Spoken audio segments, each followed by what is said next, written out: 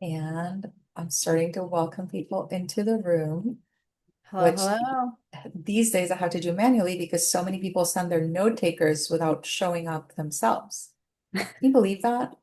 It's That's 2026 wild. problems. Very much so. All right. Hello, everyone.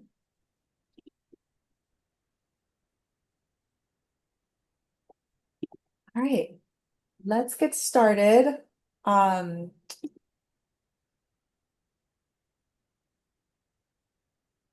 there's a fathom. No, nope. No note taker. You are not not coming into the room. We only want real humans here.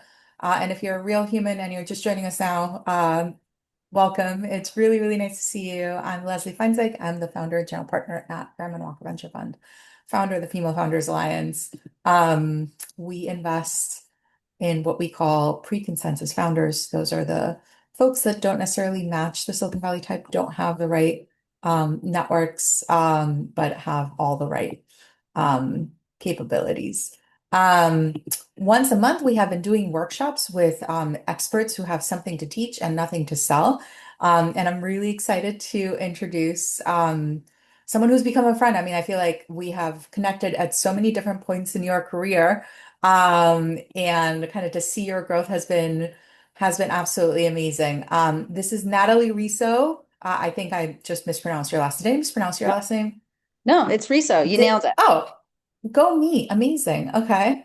So this is Natalie. Natalie is currently head of startups and strategic partnerships at Row, where she drives their go-to-market strategy through partnerships with VCs, software providers, ecosystem leaders.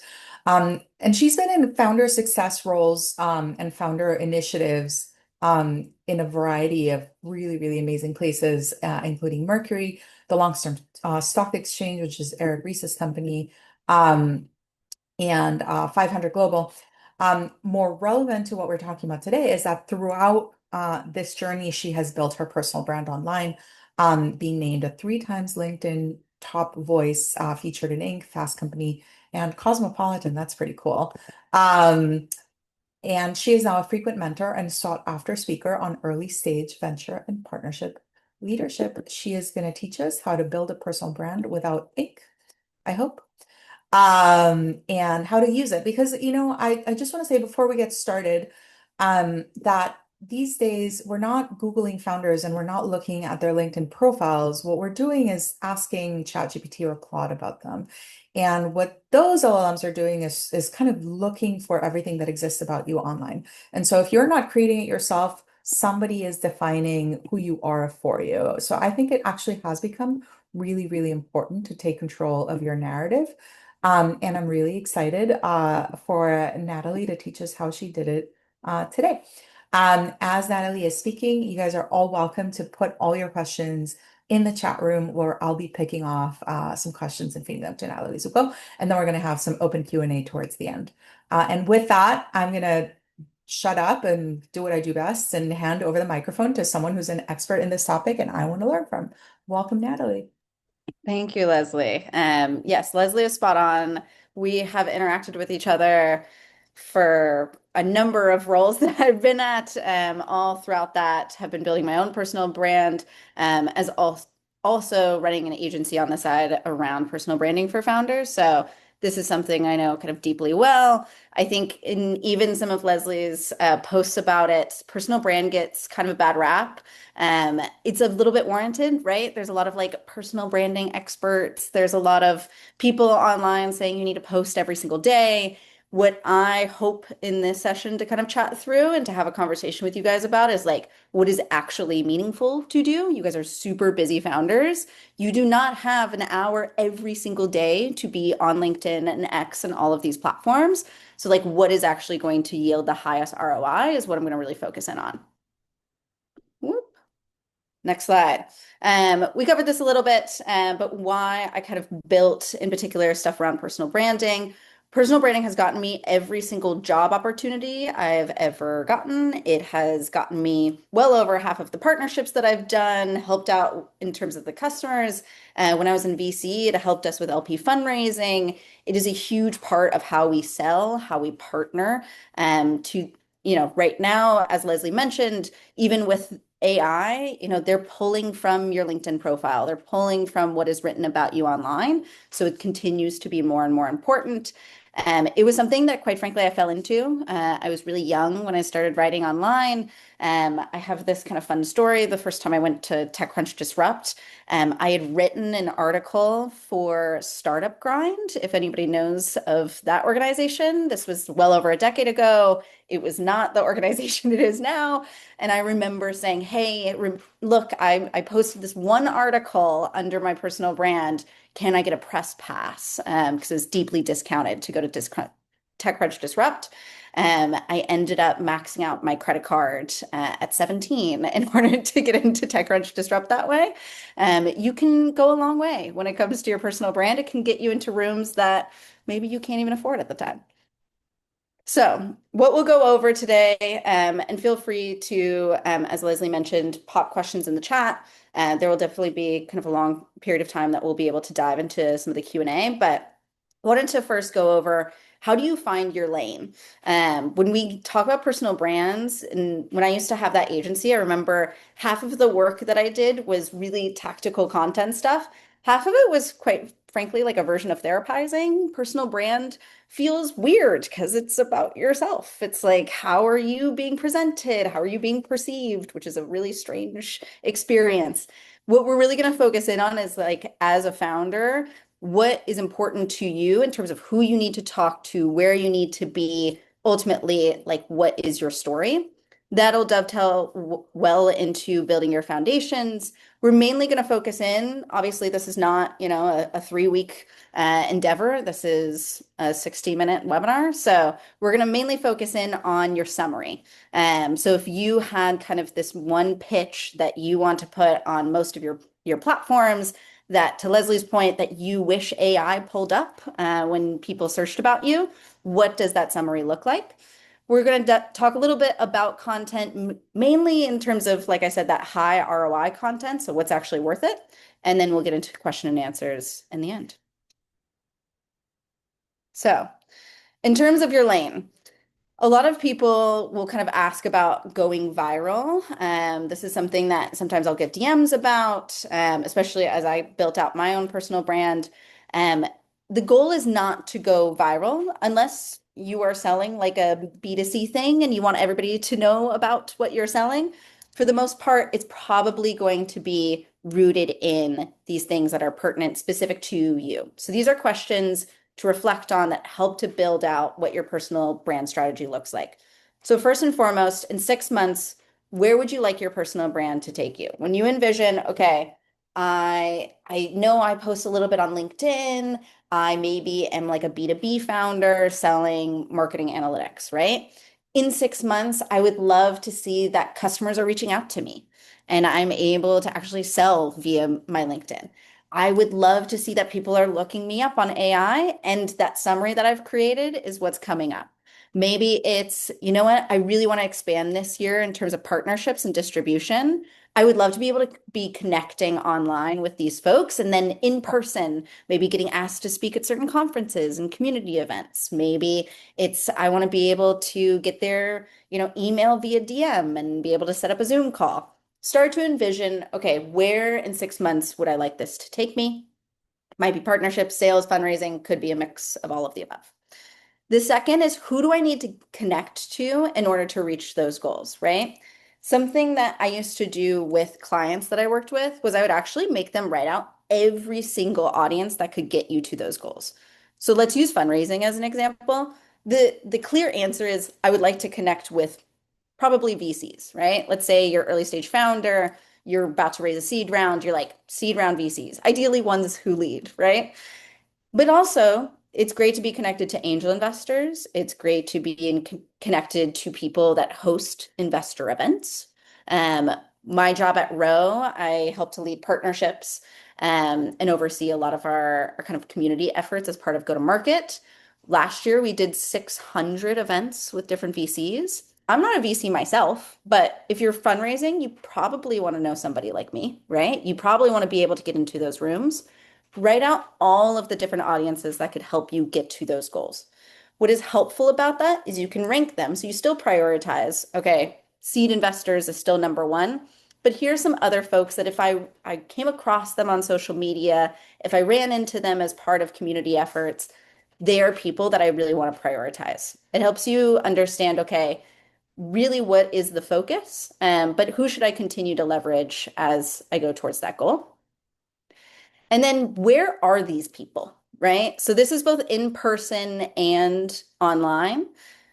I'll go back to the VC example. VCs, yes, they are on LinkedIn, they're on X. They're also pretty in-person people, right? Like they go to a lot of events. They are often at the tangential events to things like Tech Week, South by Southwest, Milken, all of these things, right? So really kind of outline, okay, where do they spend their time and where do they meet new people? A good example that I'll bring up from a founder that I was working with, she was a prop tech founder who was basically selling this like software for landlords.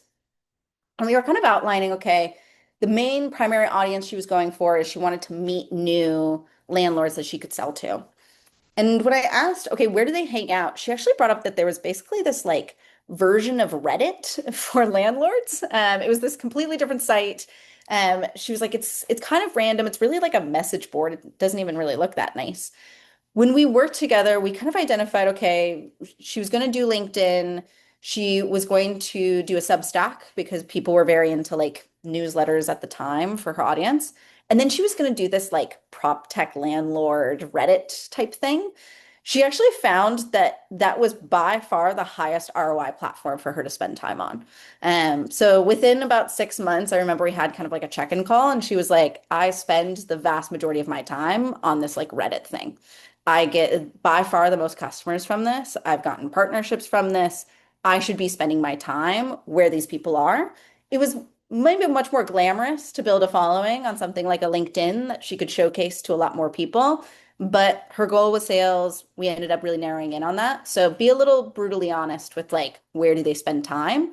Sometimes LinkedIn is not the answer. There's plenty of audiences that, quite frankly, aren't really online in general, right? So it may be okay, I just need to have a great CRM and I need to do a lot of in-person stuff. Personal brand spans both in person and online as well. So moving to kind of foundation, so dovetailing nicely into like, okay, I've asked myself these questions. How do I start this thing? What do I do now? So as I kind of mentioned, there's going to be kind of maybe these different platforms that come up. Maybe they're really niche, like this Reddit thing. Maybe it's your classic LinkedIn, X, all of that good stuff. I tend to view the platforms kind of identify three kind of main areas within your platform. So the first is how do you build breadth? What is the platform that you're going to be able to build up reach, that you're going to be able to meet new people? For somebody like me, that's very easily LinkedIn because that's where other partnerships people are. These are, I can build up a lot of breadth, but it's maybe not where I build depth. So in terms of value, some people do this via like a Substack. Some people do long form writing. For some people, it's also like in person. So for somebody like me with partnerships, this is actually an in-person thing. I build depth by like hosting events, and then I go host the events and I really get to know these people deeply. And that's how I go and actually convert these folks. The CTA, I call this out because I think sometimes people initially start to work on their personal brand. They're like, I'm doing this webinar. I have all these things coming up. I'm gonna blast this all out onto, say, like my X account. When really that might not be the platform that a hard CTA is really appropriate. Like if all you're doing is just promoting, you don't end up actually like building community via your platform. It also just doesn't help your personal brand in general. So you really need to think, okay, what is the platform for, really being able to showcase these little pieces of you, but it goes really far. What's the platform of like, okay, I'm going to get to know these people more in depth. This is where I might start to close. And then for somebody like me, the hard CTA is either in an email and a DM or it's over a phone call. Like that is where the hard CTA is appropriate. Make sense? I'm getting nods. Wonderful. Amazing. You want to give an example of what a hard CTA might be Yeah. for like So partnerships and then outside of partnerships? Yeah, CTA, I see somebody in the chat, call to action. So this is where you're requesting something of your audience. A hard CTA is where you're going to basically ask for something directly from that audience. So an example of that could be um, for me in running partnerships, it would be very strange if I like went on to LinkedIn and was like, "Hey, who's looking to run events of 10 to 15 people in these cities doing these things?" You could. I would argue it's not actually very helpful for your personal brand. You're not actually going to get really high value partnerships by just doing this like hard CTA out the gate to your broadest audience. I probably want to tailor that kind of ask once I know that person, once I've qualified that this is like the right person to ask that to. So one of the things that we do at Row is I actually run something called the Principal Club. It's like a group of VC principals that meets once a month in different cities. At those events, when I'm talking to a VC and they say, "Hey, yeah, no, we actually like run events pretty often," that's when I can do the hard call to action. "Oh, would you ever be interested in collaborating with us on something like that?" Make sense? So for a founder, it would be sort of like, I'm don't fundraising. ask for money. Exactly. Yeah. Don't Exactly. say, "Hey, these are the terms I'm fundraising for," and then post that on LinkedIn. That's not, That it's not doesn't the do much for your move. personal brand. No. I think the only time really the fundraising stuff has gone well is actually post the fundraise. People have posted like, "Here's a version of my pitch deck." Maybe a year or two later. That's super interesting. But yeah, don't be posting, "Hey, please give me money" on LinkedIn and X. I would have done a really bad job if you took that away from this. Okay, cool. Let's move on to summary. So, like I said, this is kind of the foundation of everything else. So, this is a much more abridged version of what you should probably build out. But for the sake of time, these are kind of some things to be thinking about. So, the summary, in terms of what this actually looks like, if you have a LinkedIn account and a LinkedIn profile, there's usually a summary section, the like about me section. This is where that would go. If you had a personal website, the About Me section, this is where this would go. If you are somebody who wants to do more public speaking, this is also the thing that you would send to the organization or the co-host that you have for how to introduce yourself. So this is the like 2 to 3 paragraph at most explanation of who you are. It's usually one of the first things that I recommend people work on because in the process of working on it, you will realize these moments of like disconnection that you have with how you talk about yourself. Usually people start with a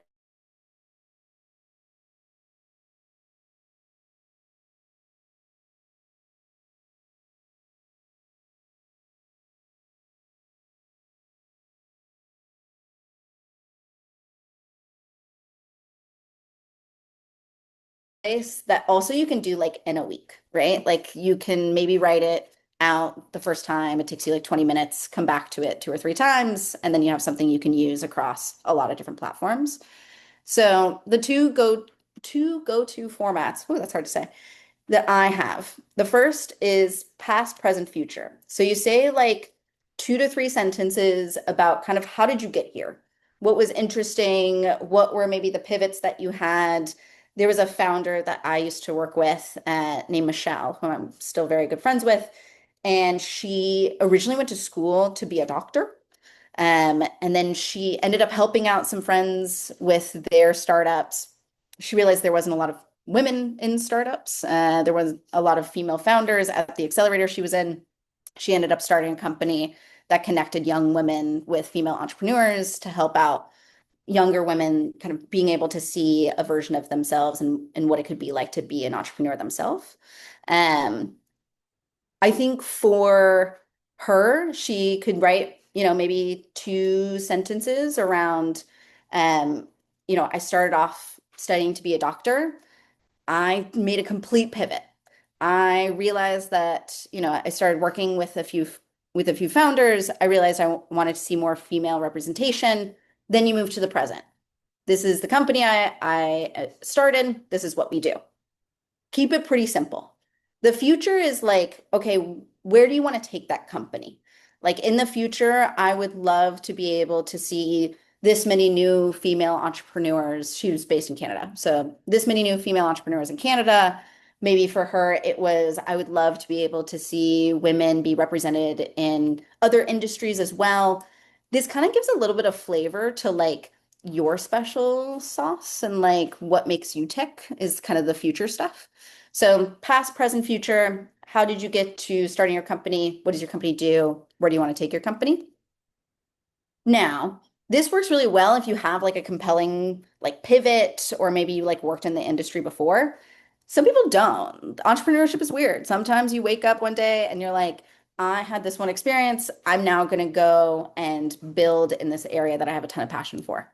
That's where passion and execution is the other format that I do, where you actually start with that secret sauce of like, for somebody like Michelle, it was entrepreneurship was something that she'd never thought of for herself. She was raised in an Asian Canadian household where that was not an option. And she was like, once I saw another woman doing that, I realized, oh, I would love to foster more women being able to do that. So that's where she could write 2 to 3 sentences about that, 2 to 3 sentences about how she's executing that. I'm Michelle, I'm the founder of Flick, this is what we do. So those are the two kind of formats that you can start off with to kind of create a template for your summary. These things on the right, these are just kind of like common things to think, to remind yourself of. Keep it in first person. It's really weird when you go on to like LinkedIn and it's all in third person. And I'm like, I know you wrote that. You know you wrote that. This is just like kind of awkward. Just keep it in first person. It also showcases to people, hey, I can reach out to this person. A lot of times, if you write in third person, I'm going to assume like your PR manager wrote that and manages your profiles, and I shouldn't actually DM you. So keep it in first person, make it friendly. Don't make it super long, at most 250 words. I know that's really difficult. People have the attention spans of squirrels, especially today. For some of the AI notes, if there are keywords, company names, awards that you want to be kind of known for, or you want to be pulled against, put them in your summary. Like LinkedIn in particular, when they actually like submit their data to AI companies, they will pull a lot from that summary and what keywords you use in that summary. So it's very important to make sure it's like keyword rich. Like I said, keep your main CTAs for the most part, like off these posts that you're making. If you do want to direct people's attention, so say you want to direct people to your company website, certain parts of your company website too. Say you're using this for partnerships, you want to promote the partnerships page of your company website. In your experience section is not where I would put that. In your summary section, you can add featured media. This is a great way to showcase this. And I think in this, I have an example of that as well. I'm going to keep going. I know you guys are asking some questions in the chat, but we'll answer those towards the end. So this is actually Michelle's thing. This was right after she actually had exited her company. So she moved on to a company called Outpace after she'd exited. But she started off, hey there, I'm a medical science student turned social tech entrepreneur, operator, community connector.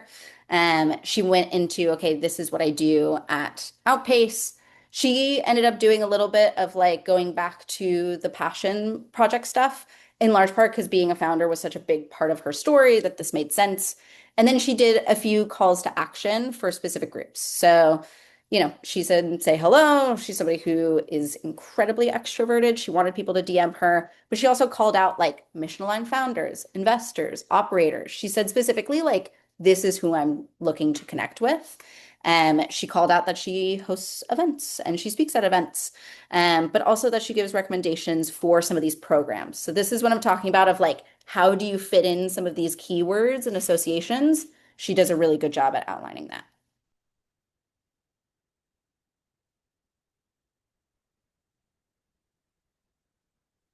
In terms of profile tips, the summary, like I said, that is kind of the core part of how do you say your narrative, really feel like you nail that down before you get into like, how am I going to optimize the rest of my profiles and things like that. In terms of your founder experience, I remember I had a good mentor who actually I worked at LinkedIn for like a hot period of time, maybe a decade ago. And I remember I had a mentor there who was like, no one really cares about stuff past 10 years. Unless it's like, hey, I worked at Bloomberg for 25 years. If you're going like 10 jobs back, if you're going and telling the minute details, unless you tell like a really great story about it, like Michelle saying, hey, I used to be a medical science student, most people aren't that interested. The whole idea is like direct them to where you want them to focus. If you tell them everything, they don't really know what to remember you by. And so, like, make sure you can consistently repeat, okay, going back to the Michelle thing, I am a female founder. I support other female founders. I literally created an entire company to support female entrepreneurship. That's great. Show more than tell. So, for things like LinkedIn, X, the classic kind of profiles that we're talking about, you can include a lot of links as part of your profiles. Utilize the crap out of them. Go and actually use like the space on your profiles for those keywords, for those areas of focus, but links are highly encouraged. And then like update it maybe once a month. Like don't feel like once you have kind of something that you feel good with, don't sit there and like nitpick it. This is something I see with founders a lot where they're like every week the company pivots, so they feel like they need to like update this every week. No, you don't. Chances are you're probably working on generally the same kind of thing. This is a bad use of your time, just to be blunt. Go in, maybe set like the first of every month, you do like a cleaning of your social media. Great. Then you can go in, give it a little tweak, but don't stress about it. And then just create a like complete picture. So most of the time when founders ask me for advice, I go to their profiles on choose your social media. And I'm like, there's either like way too much, like they've given me every minute detail of the last 30 years, or I have no idea what they do. You're just aiming for like a good middle. People look at profiles kind of like they look at resumes. Like it takes like 10 seconds. To Leslie's point, oftentimes they're even just like you know, looking you up on AI. Almost said Googling you. I guess that's kind of true, but looking you up on AI. Um, for the most part, people just want to know like what to take home. What is the story? What's your unique kind of value proposition of you as a founder? And what are you working on? It's not that deep. All right, so now I will move on to content. This is kind of the last time that I will be talking at you, and then I promise you we will dive into all these wonderful questions. Usually people start with content when they ask about personal brand. Like they kind of skip the whole like what platforms and who am I talking to and what's my summary? And they're like, so I want a personal brand. How much should I be posting on LinkedIn and X? That's usually the first question. I'll be honest, you should post somewhat consistently. Like consistency is key, particularly with how, and this I'm going to get a little technical here, particularly with how the algorithms currently work, they will penalize you for not being consistent. LinkedIn in particular has changed the way that they do this kind of year after year. Where they are currently at is you should post ideally like 3 times a week, but never twice within the same 24 hours. I know that's like really technical, it is honestly like boggled my mind how people have been penalized for this. It makes no sense to me. It is what it is. It is something good to know. X is completely different. You want to post very, very frequently. In general, don't try to be on like a million and one platforms. That's why I try to focus on like have one for breadth, have one for depth, understand where you do your call to action, that is way more way better use of your time to just kind of have those like 3 main areas that you focus in on than okay, I'm going to do LinkedIn and X and Reddit and all these things all at once. You won't be very consistent that way. They're also just like really hard to keep up with. I'll be blunt, I have 370,000 followers on LinkedIn. I think I maybe have 500 on Twitter. Twitter was never my thing. It was not where the people that I wanted to connect to were really on. I don't really use it. I don't think I have a bad personal brand because of it. I'm just really consistent on the platforms I need to be consistent on. Content pillars. So based off that summary, what are like 3 to 5 concepts you can always go back to? So whether that's how you started your company, so like early days, whether that's the industry that you're in, how you actually like go about finding your wedge within that industry. It could be something that's a little bit more personal to you of like what it means for you to be a leader and how that's maybe a little bit different. I am actually in the process right now of redoing my personal brand, which has been a very interesting experience as somebody who's had one for a long time. One of my content pillars is actually like the fact that I'm a little blunt. And I feel like a lot of partnerships people are not. I feel like they're very verbose, they're very flowery. It's part of how I do my work, right? So there's a lot of stories that I go back to of like moments that I kind of cut through the floweriness to be like, what are we actually doing here? One of my content pillars going forward. So the 70-30 rule, I did see somebody pop in a question about like consistency on in the long run.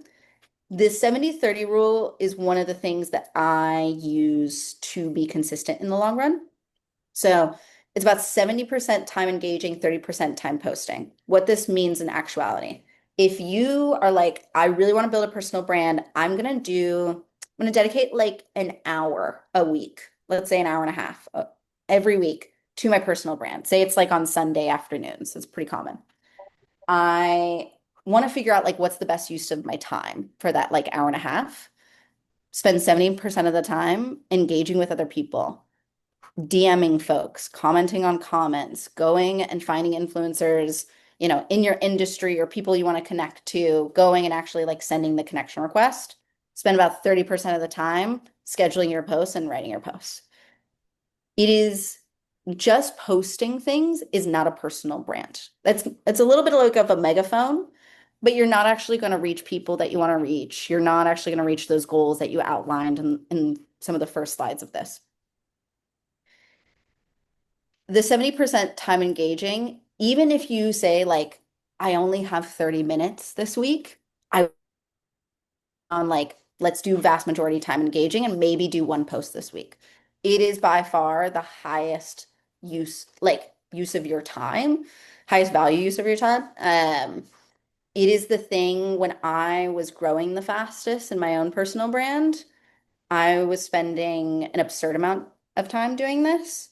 To give you an idea of like, okay, if you wanted to just grow followers and be an influencer, I probably spent 20 hours a week engaging online on top of everything else that I was doing. I don't recommend you do that. That is not your goal. You are a founder. Please don't do that. But that gives you an idea of like just how important it was for growing my personal brand. I maybe spent 2 to 3 hours a week in contrast, actually creating content. The 24-hour rule, this is true for any platform. And in general, this is just like great personal branding. If you are somebody that responds to people in DMs, comments, all of that good stuff, prioritize the first 24 hours. So maybe set aside if you post on Tuesdays and Thursdays, okay, I'm going to check in at 3 p.m. and maybe I'll check in like right before dinner, just to see if I have any comments. I'll maybe respond to a few. I like to schedule them because my brain, I'm a little neurotic and I like things to be scheduled and I like being able to understand my day and not get distracted.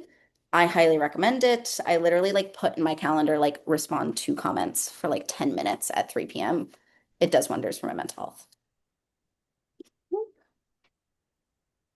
Okay, last slide, and then we'll get into the Q&A.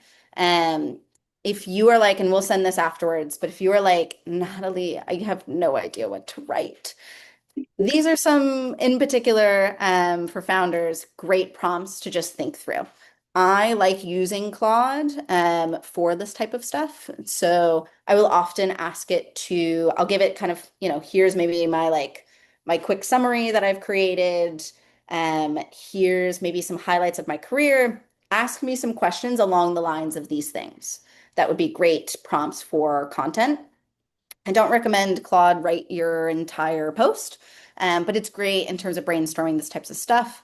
So like, how did you get your first angel check? How did you get your first customer?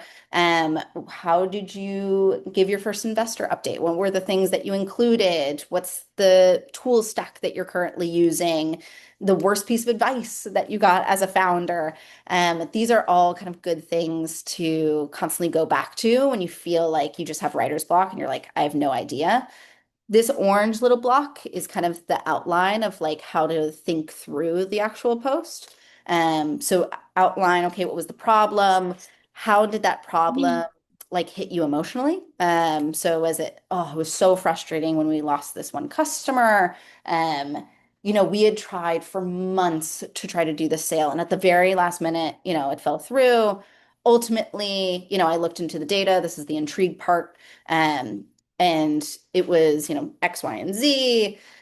Going forward, we're now doing, certain things. This is how it ended up resulting. We ended up winning back the customer. I also, in like true anti-tech bro way, fully support not making these like crazy posts of like, and I lost $1 million. It's very easy to go like too far with the problem agitate section of this. I find people resonate with things that they can relate to far more than like shock value. So if it's something of like, oh, I've actually gone through that situation so many times. In partnerships, you talk about doing a partnership for like a month, and then sometimes it just like goes empty and you lose the velocity. And like every partnerships person has gone through that. That is much more interesting of an opener than when I lost a partnership that was worth $1 million because no one can really relate to that. Okay, I have talked a lot at you. We'll come back to this 15-minute check-in. Let's dive into some of these questions. All right, you ready? I've been taking notes over here. Um, and I'm gonna try to start asking them to you in a way that kind of groups them by topic. So let's start with some questions that folks have around how the LinkedIn algorithm works. So do you have any kind of high level thoughts on like how does the LinkedIn algorithm work? And then I'm going to ask you specific questions from some folks that put in the comments. Yes, so the LinkedIn algorithm has changed a lot over the past, I'm going to say 8 years. Maybe 7-ish years ago, LinkedIn came out with this blog post called the Robin Hood algorithm that it's changed a little bit since they first launched, but it's a good kind of framework to think about the algorithm. They came out with this Robin Hood concept, which is basically instead of creating these like big influencers, they wanted to create highly engaged clusters of people working in similar areas. The idea was that this would ultimately help them with like their recruiter product and stuff like that. But the thing to note about it is they really value things like shares and engagement. And the first 24 hours, like how interesting your content is actually not as valuable on LinkedIn as it is other platforms like an Instagram or an X or things like that. They don't want things to go viral for the sake of virality. So that's why things like using keywords, making sure that you're like commenting to other comments within the first 24 hours. I've seen shares be really important, in particular over the last like year or two, because they want content to circulate in similar networks. The Robinhood algorithm's the best way to kind of think about maybe how it's different than other platforms. Um, Higher level question, how do people know if LinkedIn is the right platform for them or what the right platform for them is? Yeah, so that's where I would work backwards from where your audience is, right? So if you are a founder, let's take VCs out of the equation just because they're kind of the default. But let's say you are like a deep tech founder and you're actually trying to connect with people in that space. I would look at like, are those people on LinkedIn? Are they active on LinkedIn? Are they using it regularly? Are they on other platforms more? There's going to be some parts of deep tech that like love Reddit because they want to go and be like super nerdy about all the different aspects of the technology. There's going to be some folks that, quite frankly, just aren't on social media, right? I would really zone in on like who you're trying to talk to and then literally like look them up. Like, are they on these platforms? Is it something that's viable? If you go and you see like like almost all of their profiles are kind of bare bones, they haven't posted anything, LinkedIn's like probably not a good platform for you. Um, So, and this is actually a question that I have as well. I once read that on Twitter, the right strategy was pick one thing and post about it over and over and over and over again. And I have a variety of like questions around this topic here in the chat room. Um, on LinkedIn, does the algo like or penalize you for posting about the same thing over and over and over again? Like, for example, your company's origin story, your own origin story. Like, do you have to sort of be very one note or like very kind of one topic oriented, or in order to like stand out or grow followership? Or does breadth help? It's a good question. I do think it likes for you to be more narrow, but I wouldn't say it's just one topic. I would maybe say it's like two or three things. The caveat that I'll give is when I have worked with folks in the past and we look at the numbers of like what went viral, usually the stuff that's like really specific to the company does well. It doesn't go like crazy viral or things like that, but it does like well, it gets them in front of the right people. If you want to have these kind of moments where posts pop, which can be helpful for like just in general expanding your reach outside of the like existing networks you already have, most of the time those come from more personal posts. So like for example, I had a post about the fact that I actually like working in person. This was like during kind of the end of COVID, and I was like, I don't need to be 5 days a week, but I actually kind of miss like seeing my colleagues, right? It had nothing to do with partnerships.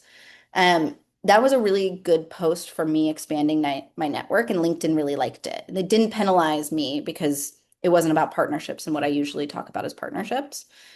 Consistency on what you talk about, though, helps you go from like, oh, this one post is really good to like, oh, I know this person as X, Y, or Z.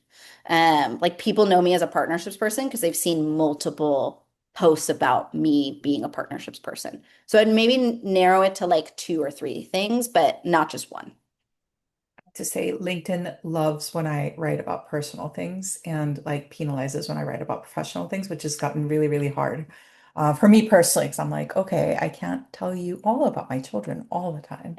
Um, does that happen Totally. to other people? Does that happen to Totally. you?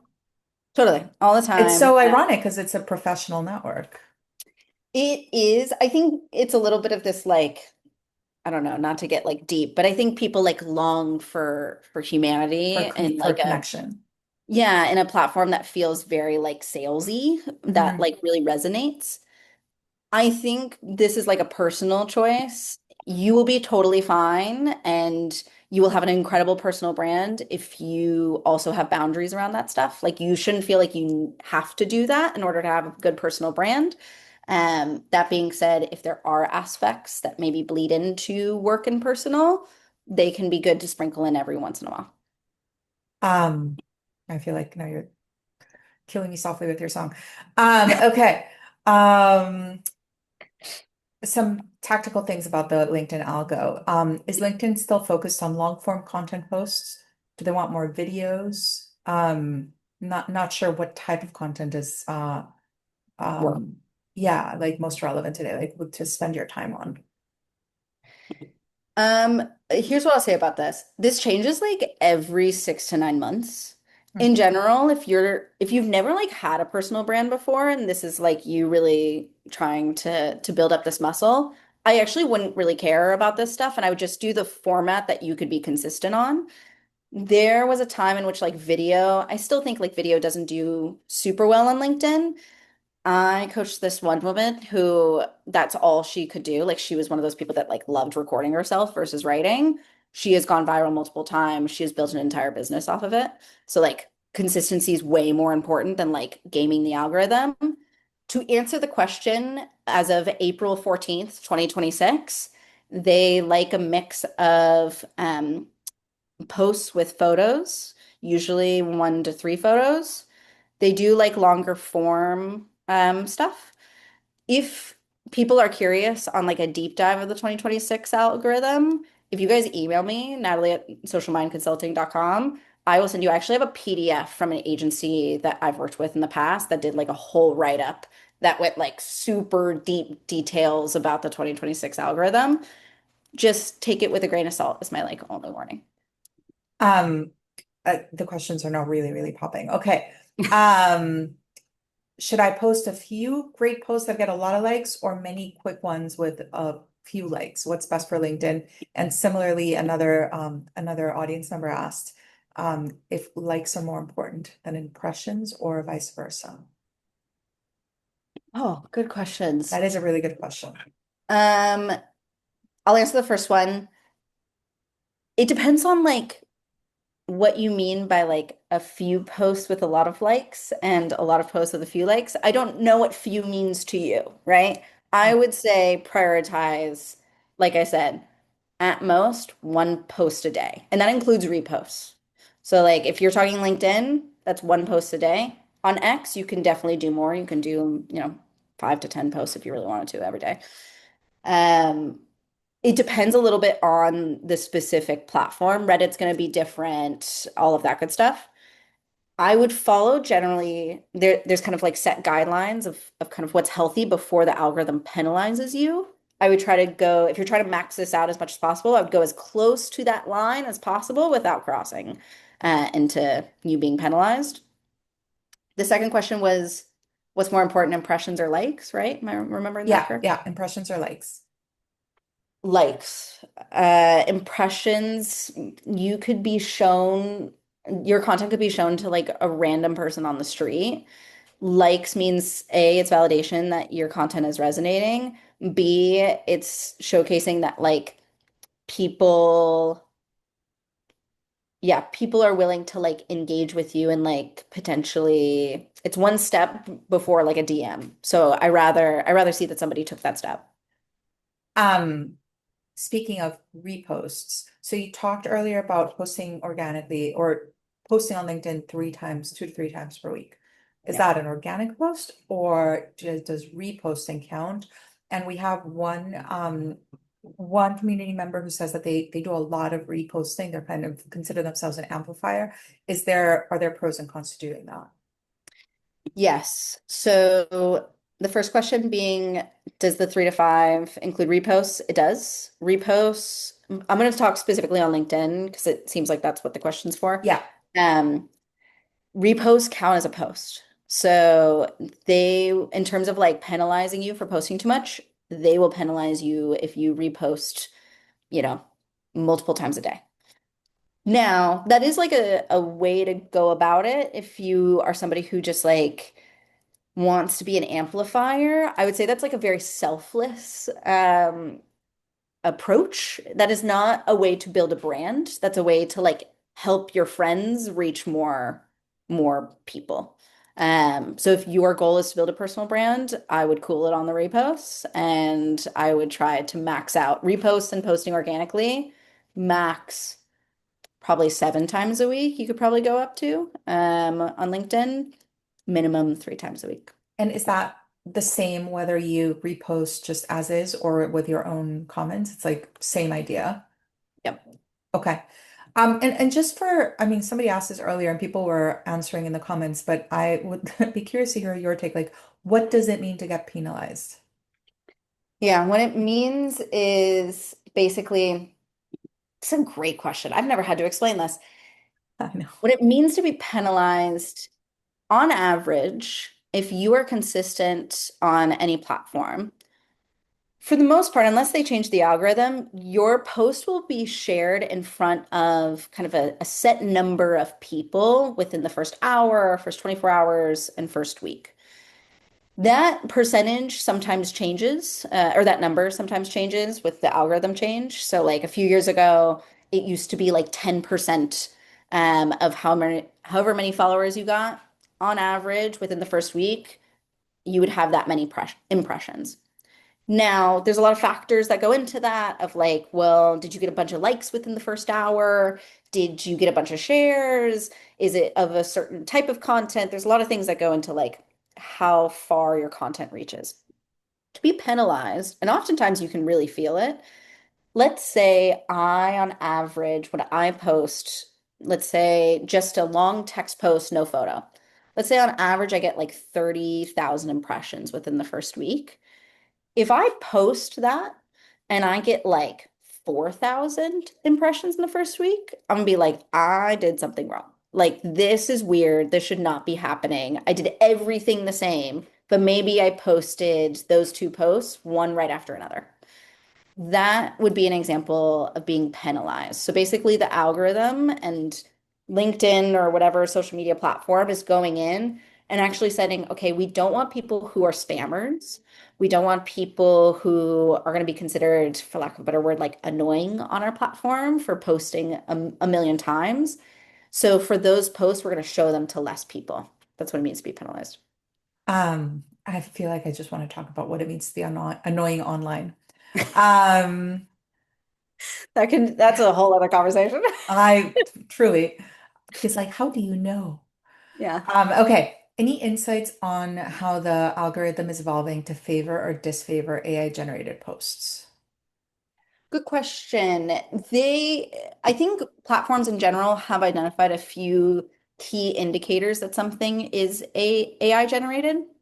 That being said, there's plenty of AI generated posts that don't get kind of knocked for being AI generated. Things, examples I would include are like M dashes. Unfortunately, I know a lot of people actually use M dashes.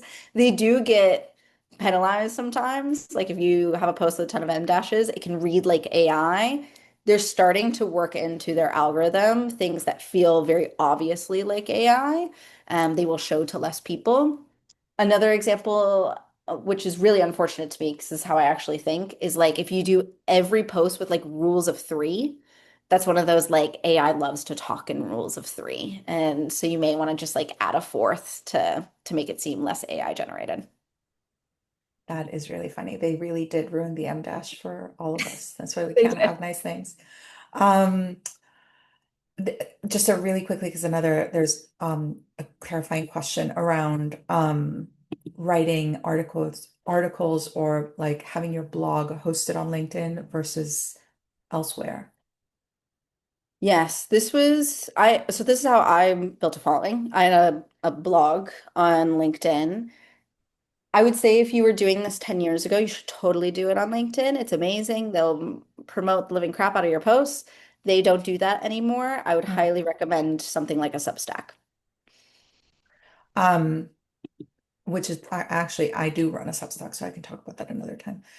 Okay, this is a great question. And she positioned it as consistency versus frequency, like thinking about the long run. But I think the bigger question is, I think we have heard you loud and clear consistently, 2 to 3 times a week, no more than 7 times a week.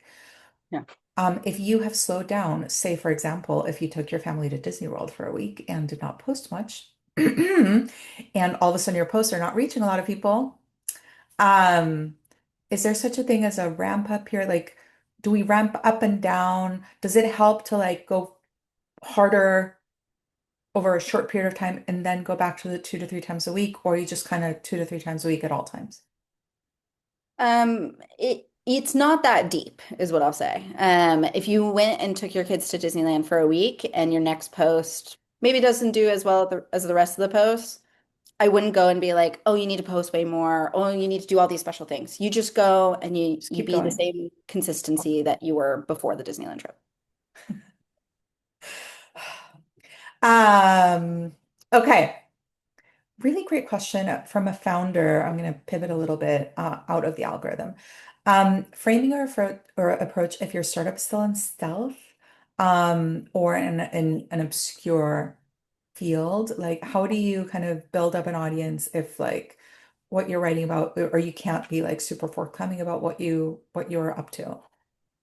This is such a good question. I'm glad somebody Mhm. asked this. So, stealth founders, first and foremost, most of your personal brand is going to be in person and not online. Like, this is when I would actually push more of the like get into certain communities. There's a lot of stealth founder communities. I know because I sponsor a bunch of them, where you can go to events. We actually did hilariously a holiday party last year for all the stealth founders that couldn't have holiday parties officially yet, because obviously their company wasn't public. So there's a lot of stuff that you can do offline to start to build your personal brand. Once you want to start talking about that particular subject, I would maybe start to incorporate like a post a week about that particular industry. You don't need to say you're a founder, you don't need to say you're working on things. It can literally be like hey, I thought this story was really interesting from this other founder or this other person in the industry. It's been very fascinating noticing X, Y, and Z, all of that kind of stuff. But for the most part, your personal brand should not be online. But that doesn't mean you don't have one. It just means go join those communities, go be really active in person. And then when you come out of stealth, is that when you kind of start? Yes. Yeah, I mean, you can start working on if you're somebody who likes to create content, you can start working on a Substack and starting to build all these distribution channels. But when you come out of stealth, my partner has this great phrase of being big in big moments. That's a moment to be really loud about coming out of stealth. And that's when to like really hit the gas on online content. If anything, that's when if you have a trade-off, I would rather you focus that night on creating like content for the next 3 weeks than even going to an event. Um, Being big in big moments. I'm going to borrow that later. That's a It's a good great one. phrase. Questions around engaging. What does it do? Like, and also, do you mean like liking other people's comments? Do you mean commenting on it? Like, what do you mean, and what does it do? Yeah, so engagement helps kind of threefold. So the first is it actually helps, let's say you make a post, somebody comments and you respond to those comments. Those get counted in your favor around your engagement. So it actually helps that post get pushed out to more people. Now, there's also commenting and liking and sharing other people's content. I would say commenting and liking or reacting are the two most important ones. Sharing is actually not as beneficial to you individually. Um, but what it does is everybody basically their profile has an individual score of like how active of a LinkedIn X choose your platform user are you? That goes into how much your posts are being promoted, how much your profile is recommended, all of the stuff around like, are you somebody that they want to continue to foster on the platform? So it can be really helpful for discovery. It also like helps you get connected to people. There's plenty of people that I've connected to because I like saw their post and commented and then sent them a follow-up DM, right? So like it's a good way to like soften the potential first intro.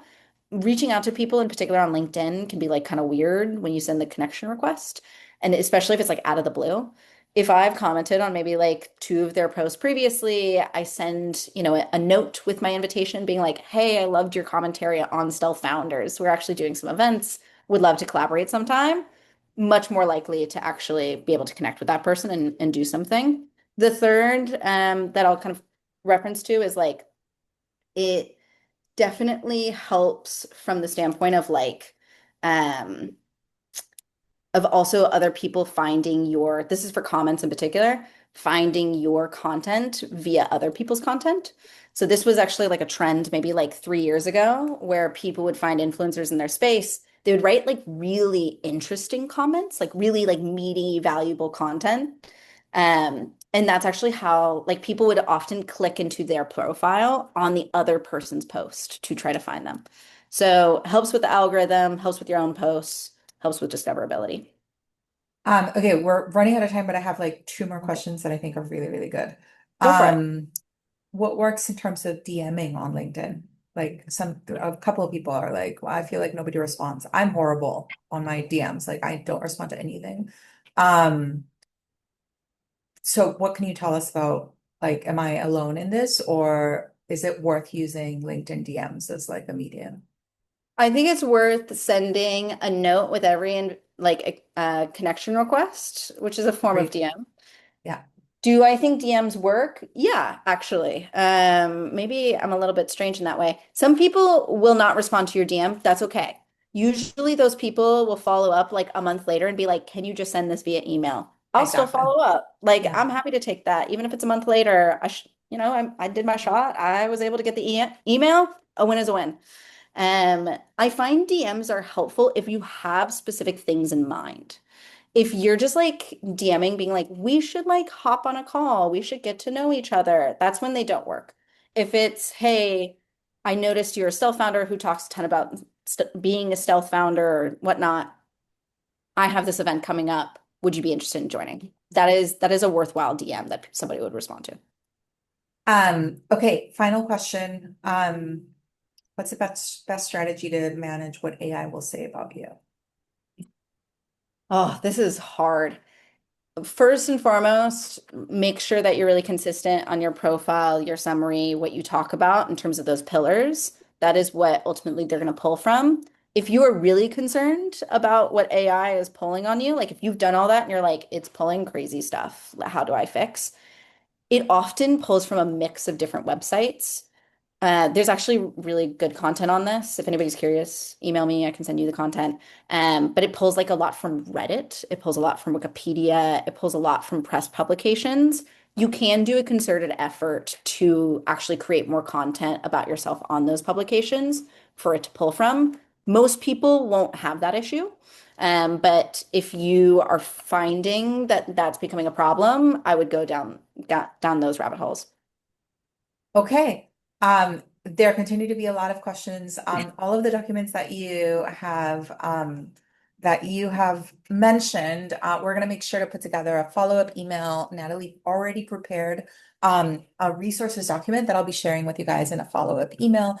The session was recorded. It's going to go on our YouTube channel, on our blog. Like, trust me, you are not going to escape hearing and reading about, and I will of course do a summary post on LinkedIn, and I hope all of you do as well. And when you do, tag Natalie, tag me, tag each other. I feel like that is how we all build personal brands online, is by amplifying great content and creating and amplifying great content together. Okay, with that, I'm going to close this out. Our next workshop is going to be on Wednesday, May 13th. I'm hosting a longtime VC who retired from VC, Charlie O'Donnell of Brooklyn Bridge Ventures, done a few investments together, and he recently wrote a book called Founder Unfriendly. And so, he and I are two really friendly people who still have to do the job of a VC, which requires sometimes coming off as a-holes. So we're going to talk about what happens and like why that happens, even when people have the best intentions and when people don't, and what you can do about it. So like really demystifying what is happening on the VC side of the conversation when you're reaching out to them. So join us. Thank you, everybody. The only non-fungible resource that we have is time. And I always truly appreciate when you spend your time with me. That goes for Natalie and that goes for all of you today. So thank you. Have an amazing day. And I'll see you guys all in a month. Thank you guys. Bye.